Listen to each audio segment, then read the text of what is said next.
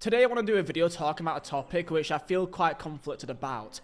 Perhaps due to my own personal relations to this club and my own personal relations to the people of this city, that maybe my view in this club is different to many others. But that is about Newcastle United and their EFL Cup win this weekend, which for me as just a football fan in England, I think it's fantastic. However, many others will look at it in a very different light. And the question is this fair?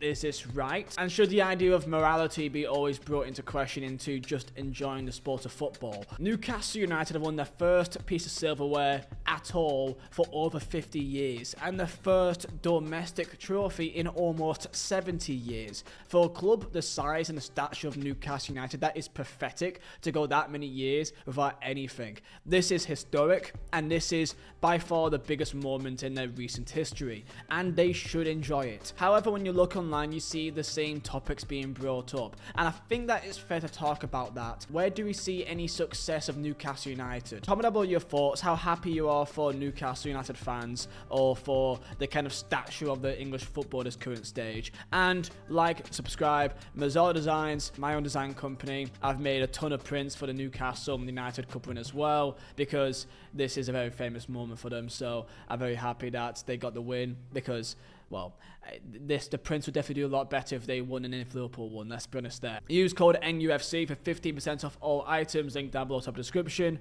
and let's go. Newcastle United are no longer losers. For many years and decades, they've gone through the same ringer, just like how fans of Tottenham Hotspur have gone through too. Or even clubs like Aston Villa and Everton, that you feel like they should be having much more to speak about themselves in recent memory than just speaking about the history. The amount of near misses that Newcastle United had in the late 90s is countless. The cup finals, the second places, the maybes, it's all finished today. Watching the game, you can feel the difference in emotions to if Liverpool won it. You can see the tears in the eyes of many of the Newcastle United fans. You see Alan Shearer celebrating and knocking off his cap in the stands. Alan Shearer with a quote which I love: "I've shed more tears tonight than ever before. After all this time, who knew that winning would be so bloody painful?" I'm going to give an opinion here which I think people may not agree with, but I think the way that Newcastle United have done their business and how they've operated since their new ownership, I think they've done things in the right way. I don't think they've done anything which is by any means against the books or,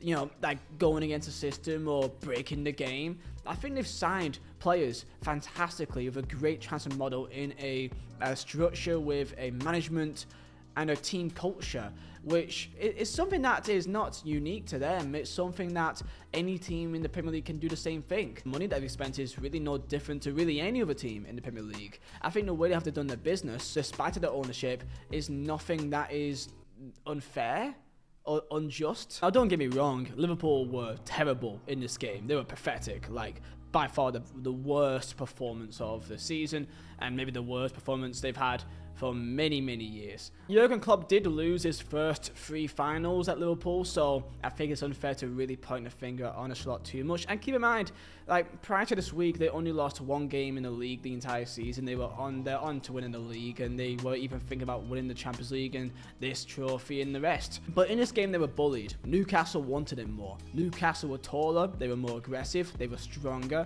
and they wanted it more, and that was the biggest difference. Liverpool didn't need this. They didn't need this as much as they needed the Premier League. After the back of being knocked out of the Champions League as well, of course, they may be also a bit downbeat. Form and confidence is the most important thing in football. Keep in mind, Newcastle United have lost 9 times in Wembley finals since winning the 1955 FA Cup 70 years ago. The years they went through under Mike Ashley, the potential that Newcastle United have, as someone that's lived in Newcastle for 2 years, I know the passion that is in this country. It is a proper city, a proper footballing city, and a proper fan base. That's why when the ownership came through, I felt a bit conflicted, because I know how much this means to Newcastle United fans. And for that reason, I'm not really shy to say that I'm probably also, I wouldn't say I'm a Newcastle United fan, but I would say they're probably my second team. That as long as Burnley aren't playing against them in the same league as them, I hope they're doing well. The first goal scorer at Wembley for a generation of Geordie fans was Dan Burn, a lad that was bought from Brighton for a normal fee. That's a boy from the local area, from Blyth. That for me is so poetic that it's only football that can make things like that happen. Newcastle fans shouldn't feel any guilt or any negative feelings about this at all, because no matter what, this is out of their hands. And people say that's an excuse. People say, well, if they really want to, they can always just not show up to games. They could just boycott. But realistically, Saudi money is always looked down upon a lot of Newcastle United because they have, of course, Saudi government investment fund involved in the higher-ups of their club. Many clubs in England and in the country is also heavily involved by Saudi money. And by a quote online I saw, every success that Newcastle enjoy is another piece of validation for Saudi Arabia. The sight of Yasser Al-Rumayyan, the chairman of Newcastle and governor of PIF, holding a trophy in the pitch should be sufficient evidence to anyone that thinks a club has nothing to do with Saudi state. And it's possible to hold these two things in your head at the same time, to enjoy the success and understand the reason why. But the thing is, are Newcastle United fans meant to be like this forever? Should Manchester City fans not enjoy any success that they have due to the source of their funds or due to any potential rules that was broken across the way? Like the idea as a Burnley fan, and I'm not comparing Burnley to Newcastle United, but the idea of Burnley winning a League Cup or FA Cup, it gives me that idea of I can die happy. And I imagine many Newcastle fans last night felt the same. They felt the same of, they can die happy. They've seen it. They've lived it. They've experienced things that maybe their friends or their mothers or their fathers never was able to enjoy. Not since the 60s or 50s. Many fans gave up all hope of anything happening to Newcastle that was successful since the Mike Ashley era.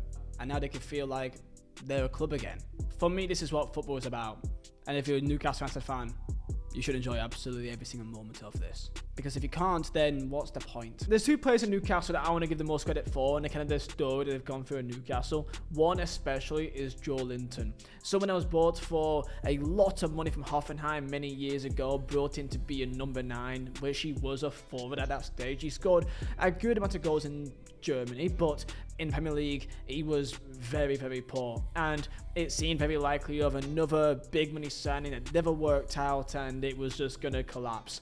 Then lo and behold, something happened. The centre forward generally want to remain as a centre forward. They don't want to be converted to a left winger or a left centre midfielder or a defensive midfielder. The story of Joe Linton I love, where he turned from what was a meme and a mockery to the club to someone who is absolutely core to everything that the club's about. In the performance against Liverpool in the final, he was possibly man of the match. He was absolutely everywhere. In the game, he was pretty much set to have a job of marking Shabashalai especially.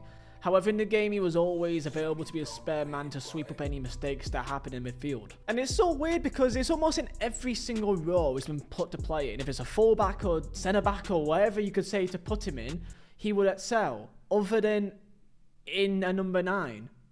Which was what he was brought forward to do in the first place. I just find it incredible. Joe Linton once took a shot that hit him in his own face.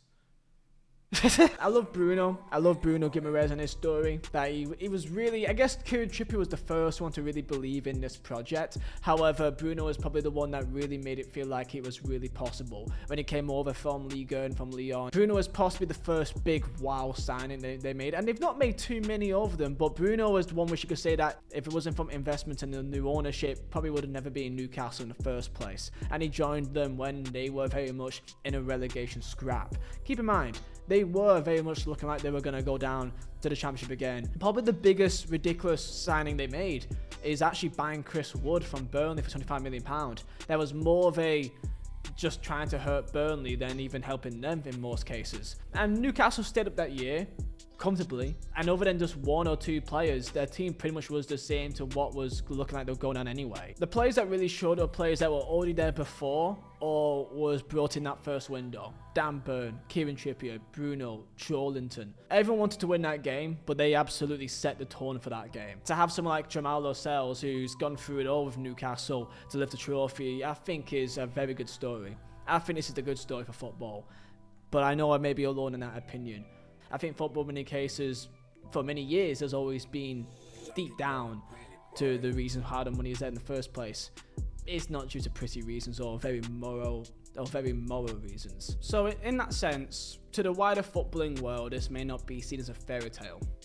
But for Dan Burn, the boyhood Newcastle fan, for Eddie Howe, that was manager from Bournemouth in the 4th division to the Premier League, that's turned relegation fodder 3 years ago into cup winners, and especially for every single Newcastle United fan that lived their entire life supporting this club, it is just that. They are now winners, and this could just be the start, or could this be the peak? You tell me down below.